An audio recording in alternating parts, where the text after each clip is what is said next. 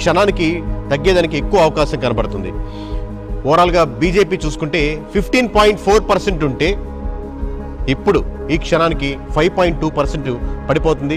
Almost 10% difference మనకు కనబడుతుంది ఇక్కడ. సో ఓవరాల్గా బోరబండ పొజిషన్ మన మూడు పార్టీలు పక్కన పెట్టి చూసుకుంటే బీఆర్ఎస్కి 63.2%, కాంగ్రెస్కి 31.6%, అలాగే బీజేపీకి 5.2%. అంటే ఇక్కడ ఖచ్చితంగా 31.6% ఓటింగ్ పర్సంటేజు ఆధిక్యత బీఆర్ఎస్కి మనకు క్లియర్గా కనబడుతుంది. బోరబండ గుదిబండ కాంగ్రెస్ వైపు అవుతుంది. బోరబండ జయం అనేది ఖచ్చితంగా బీఆర్ఎస్ వైపు ఉంది.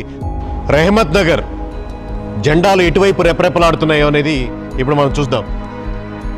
ఇక్కడ బీఆర్ఎస్ గడిచిన ఎలక్షన్స్లో 44.7% ఉంటే ఇప్పుడు ఈ క్షణానికి 45.6%.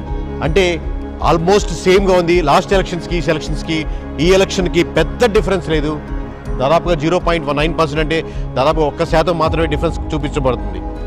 అదే కాంగ్రెస్కి వచ్చే పనైతే రెహమత్ నగర్లో 35.5% లాస్ట్ ఎలక్షన్స్లో ఉంటే ఈ ఎలక్షన్స్లో 51.1%.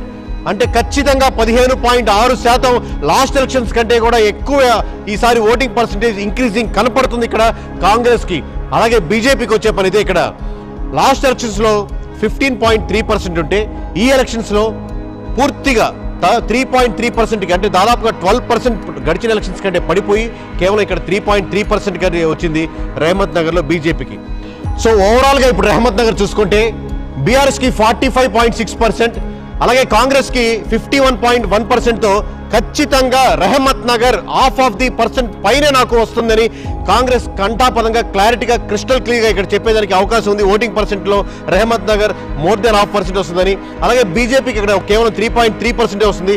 అంటే ఓవరాల్గా కాంగ్రెస్కి వచ్చే మార్జిన్ బీఆర్ఎస్ కంటే కూడా మోర్ దెన్ 5% ఇక్కడ మనకు ఖచ్చితంగా క్రిస్టల్ క్లియర్గా కనబడుతుంది. సో ఇది రెహమత్ నగర్ పొజిషన్.